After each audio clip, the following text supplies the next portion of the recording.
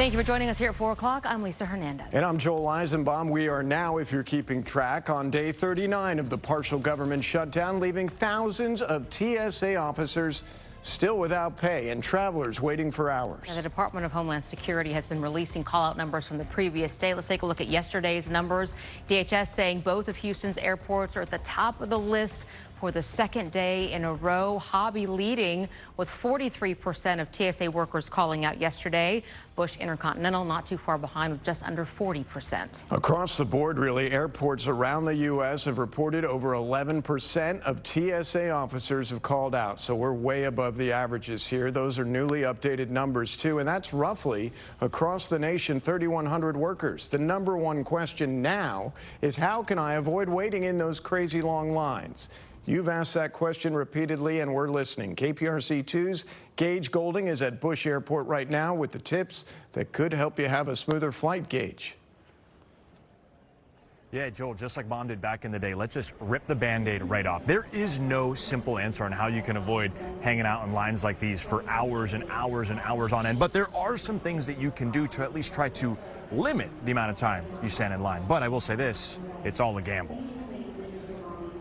I heard like 4 hours. What a way to spend your Wednesday, winding up and down, waiting for hours. It's tough, but it seems like everybody's dealing with it all right and working through.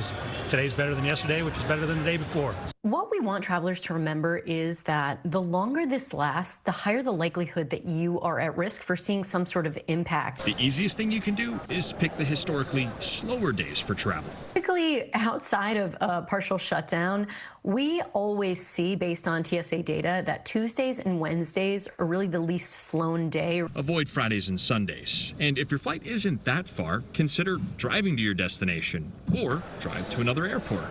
Still spring break in most of the country, you're likely going to find or encounter a higher fare than you normally would. If you're based in Texas near Houston and you can drive to another nearby airport, even if it's a little bit out of the way, that's really one of the ways that you can. There are no guarantees at this point. Picking a flight later in the day can also help you have more time get through the TSA line too. But the one trick to avoid it all, it simply doesn't exist.